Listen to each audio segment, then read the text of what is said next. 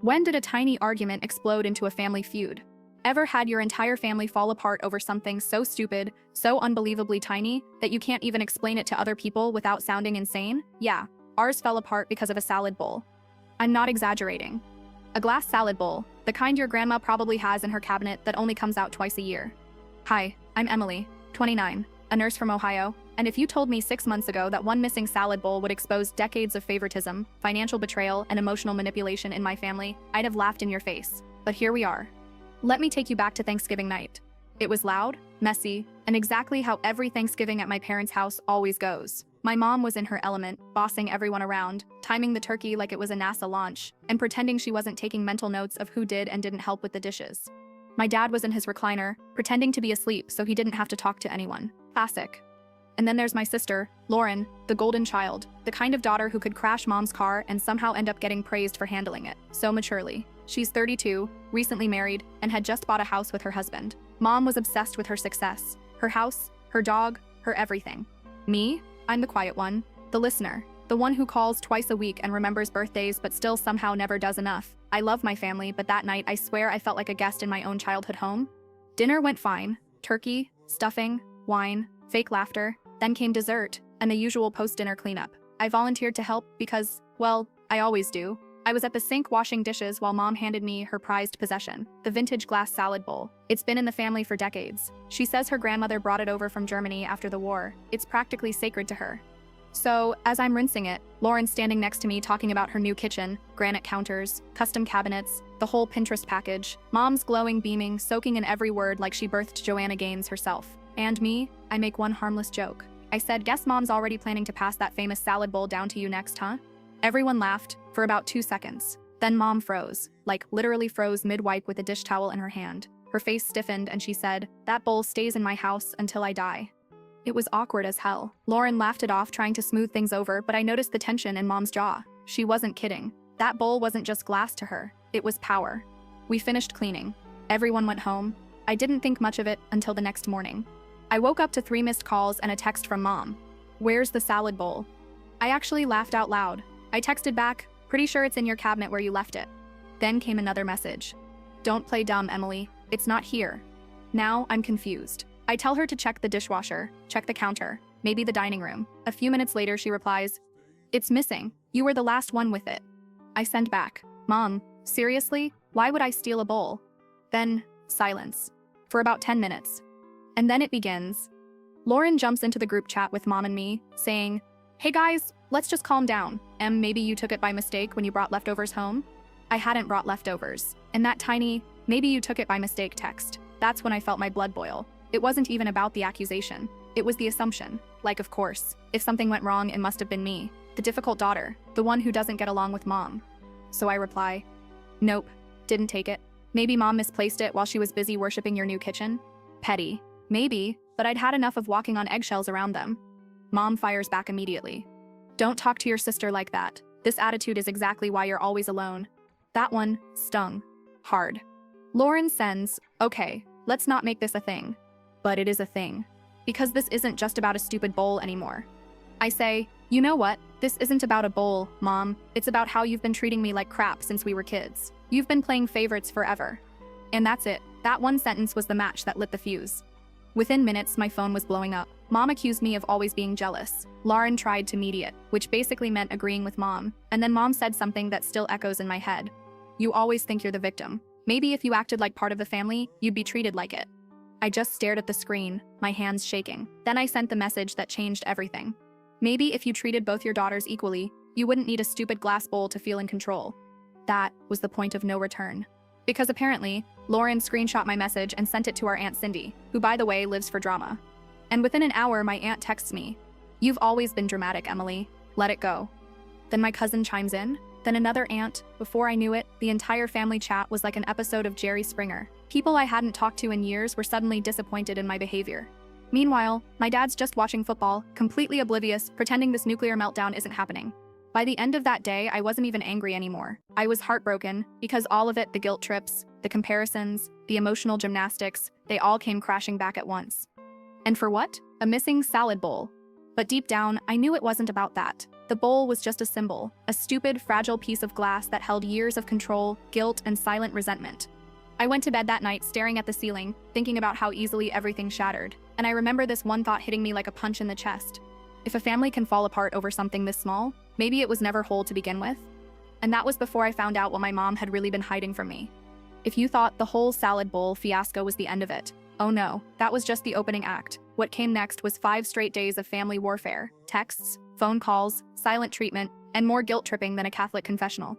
The next morning, I woke up to my phone buzzing like crazy. In 15 missed messages, Mom had created a new family group chat without me. Yup, my sister Lauren, Aunt Cindy, Uncle Rob, even my cousin Rachel were in it. I only knew because Lauren screenshotted the messages and sent them to me with a "you should see what Mom's saying."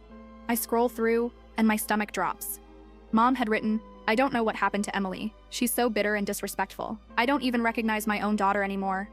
Then my aunt replies, "You've spoiled her too long, Debbie. She's always been jealous of Lauren." And then Lauren's husband adds, "She's probably just overwhelmed. Nurses are under a lot of stress." Like, excuse me? I wasn't having a mental breakdown. I was being gaslit by my own family. I texted Lauren privately, "Why are you sending me this?" She just said, "Because I think you should know how far Mom's going. She's saying you owe her an apology." I laughed out loud. Apologize? For what existing? So I called Mom. Big mistake. She answered on the 3rd ring, already crying. Not real crying. Her signature, shaky breath, guilt performance crying. "Emily, why are you doing this to me? You know how hard I work to hold this family together?" I said, "Mom, I didn't take your stupid bowl, and I'm not apologizing for standing up for myself." She goes quiet. Then she says, "You've changed. Ever since you started making money, you think you're better than everyone else." That stopped me cold. "What are you talking about?" She snapped. "You used to help out with the family bills. You promised to give back when you started your nursing job, remember? Now you act like I was stealing from you." And that's when something inside me shifted, because I hadn't even mentioned money, but she had. She'd said it like it was normal, like it was totally fine that she'd been taking hundreds from my paycheck for family bills when I was 23 and fresh out of college. I hung up before I could scream. My hands were shaking so hard I could barely type, but I texted Lauren right after. "Did Mom ever ask you to help with bills when you started working?" Lauren replied, "No. Why?" No reason, right? Just that my mom had apparently been pocketing part of my paycheck for years while pretending we were all sharing responsibilities. That night, I went over to my grandma's house. She's the only one who doesn't pick sides. I told her about the fight, how insane everything felt. She just sighed and said, "I always knew something like this would happen." I asked her what she meant. She looked at me for a long time before saying, "You didn't hear it from me, but your mother was always jealous that you got close to me. She wanted control. Over you, over everything." I tried to laugh it off, but then she said something else. Something that made my heart stop. "I thought it was strange how she made you promise to send part of your paycheck to her. She told me it was a family savings account." My brain went blank. "Wait, what? Family savings?" Grandma nodded. "That's what she said. I even sent her money once or twice to help you and Lauren get started. She said it went toward your student loans." I just sat there numb, because I never got a penny of that money. I opened my banking app right there on Grandma's couch and scrolled back through old records. The early years when I was working night shifts and sending money to Mom for bills, thousands of dollars, gone, every month for 2 years. I didn't even realize tears were rolling down my face until Grandma said, "Oh honey, it wasn't about a missing salad bowl anymore. It was about control. It was about money. It was about years of manipulation I'd been too scared to see." That night, I texted my mom again. No yelling, no emotion, just, "I know about the money. I'm done letting you lie to me." She didn't reply for hours. When she finally did, it was one line, "You're sick. Get help." That was it. Not denial, not explanation, just another way to twist the blame back on me. And the next morning, when I woke up, I had a voicemail from Lauren. Her voice was shaking. Mom's saying you threatened her. She told everyone you're unstable and dangerous. You need to call me before this gets worse." That was when I realized something horrifying. This wasn't just a feud anymore. It was a full-blown smear campaign. And as much as it hurt, part of me knew I wasn't done digging. Because if she'd lied about the money, what else had she hidden from me?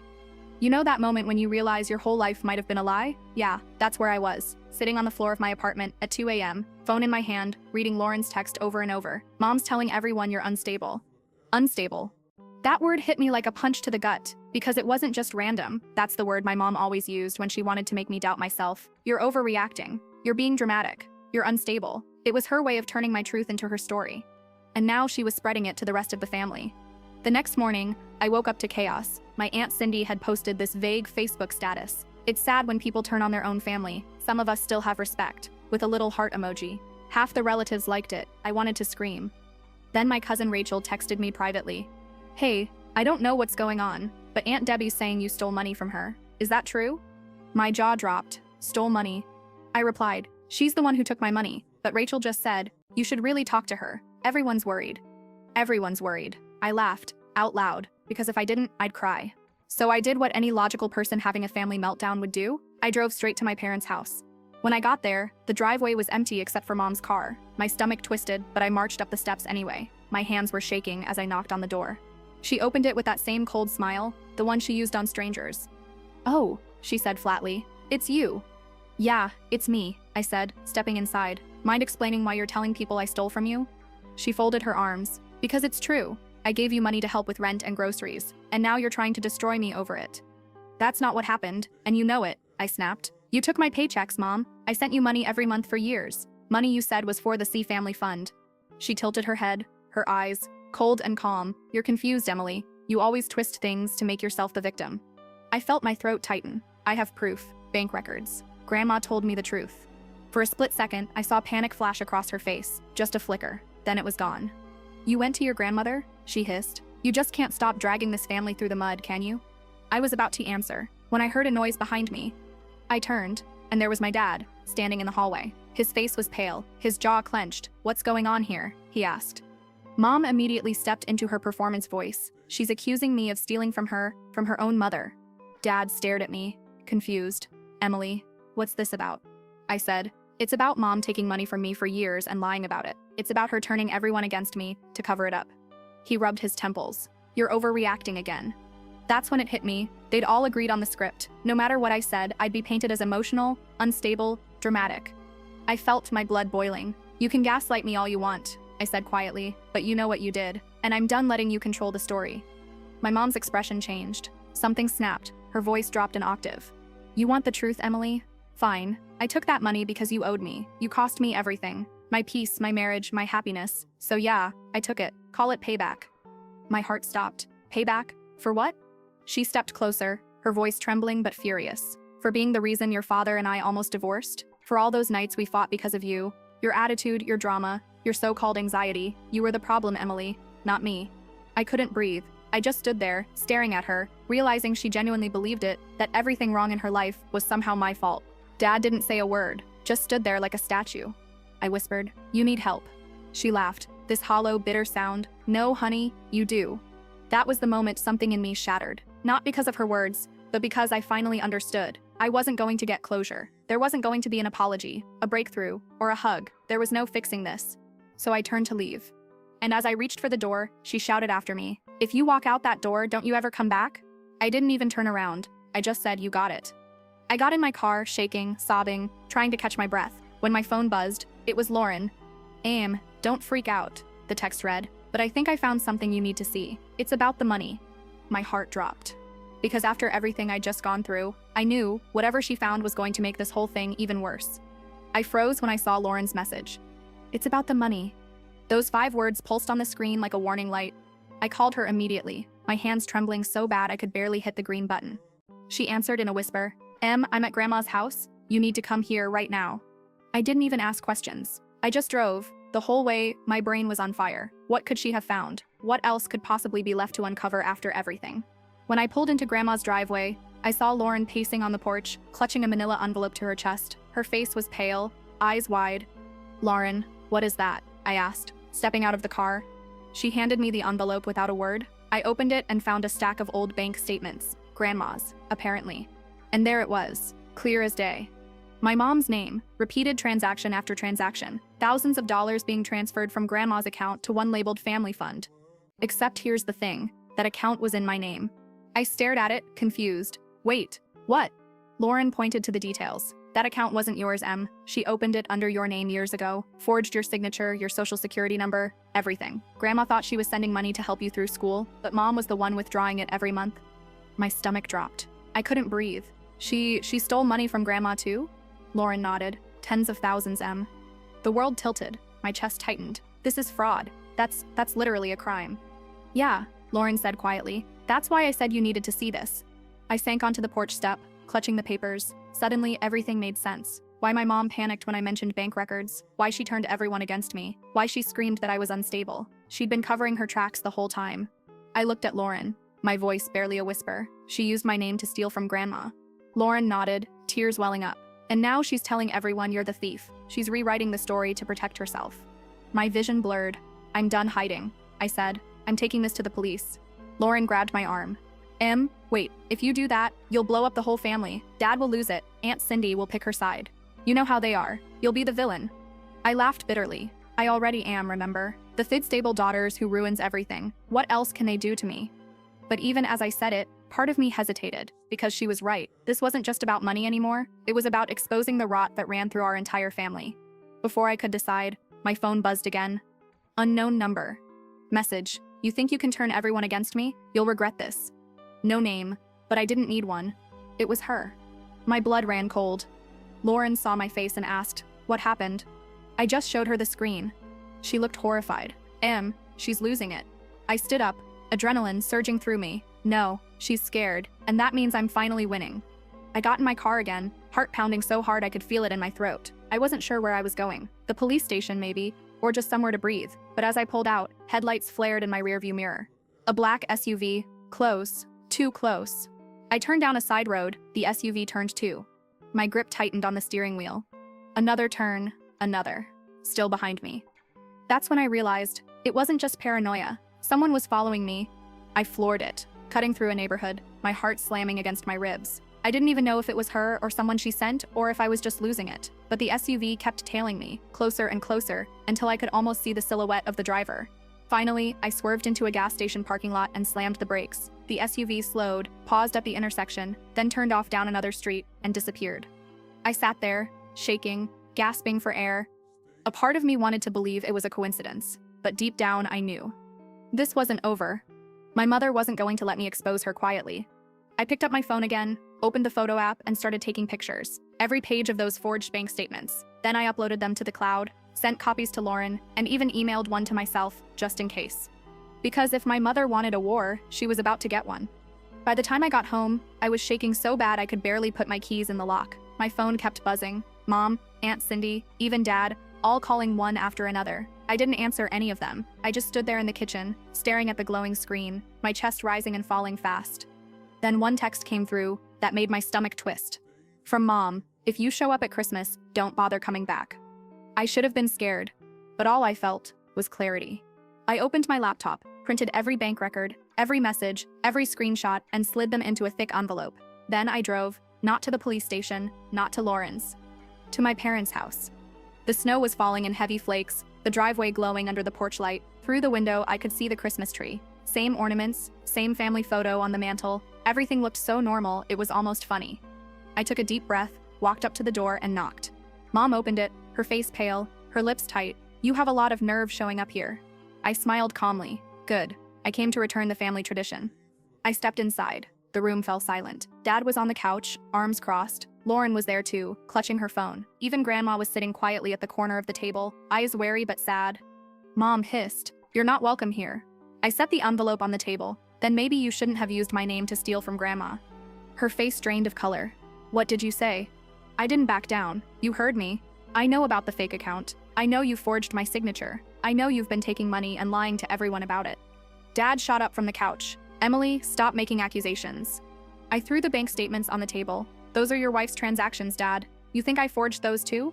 Lauren stood up beside me. It's true, Dad. I saw them. She's been lying to us all. For a second, everything froze, like the whole house stopped breathing. Then Mom exploded. You're both ungrateful. Everything I did was for this family. For you.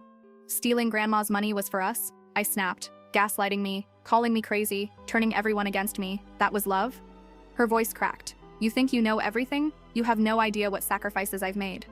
I laughed bitterly. You didn't sacrifice, Mom. You manipulated, you lied, and you used me to do it. Dad's face turned red. Stop shouting in this house. Grandma spoke softly, her voice trembling. She's telling the truth, Frank. I saw the transfers years ago. I asked your wife, and she said Emily needed help. I believed her. The room went dead quiet. Mom glared at Grandma, eyes blazing. You're going senile. You don't know what you're saying. Lauren slammed her hand on the table. Stop it. You've been blaming everyone your whole life. You always have to be the victim. Mom turned on her. Don't you talk to me like that, young lady? I cut in. You're not going to twist this anymore. The truth's out. I reached into my bag, pulled out my phone and hit play. A recording, the one from earlier that day at Grandma's. When Grandma confirmed every detail, I'd recorded it, and now her voice filled the room. Mom froze as the words played out loud. She took the money in Emily's name. I thought she was just helping her daughter. I never knew. When it ended, Mom's eyes were wild. You recorded her? You would do that to your own mother? I met her stare and said quietly, "You taught me how to survive you." For a moment, she just stood there, trembling, breathing hard, then grabbed the envelope and ripped it in half, paper flying like snow around the room. But it didn't matter. I already had backups, digital copies, photos. I turned toward the door. "Merry Christmas, Mom." As I walked out, she screamed after me, "You're dead to me." But it didn't sting this time, not anymore. Outside, the cold air hit my face like a slap, but it felt clean. Lauren ran after me, tears in her eyes. Wait." I turned. She held something wrapped in a dish towel. "You're gonna want to see this." She unwrapped it, and there it was. The salad bowl, the stupid, sparkly, cursed salad bowl that started everything. "I found it," she said softly. "It got packed in my stuff that night. It was never missing." I stared at it, that fragile piece of glass that somehow survived when everything else shattered. Lauren smiled through tears. "Guess we both found what Mom was trying to hide." I laughed, real laughter this time, and hugged her. 6 months later, I'd moved into my own apartment, no group chats, no drama, no walking on eggshells, just quiet. Lauren came by sometimes with takeout, and we'd eat from mismatched bowls, sitting on the floor, laughing about how something so small could expose something so big. And every time, I'd look at that old glass salad bowl sitting on my kitchen shelf and think, the bowl was never missing. Love was. And once I stopped trying to earn it, I finally found peace.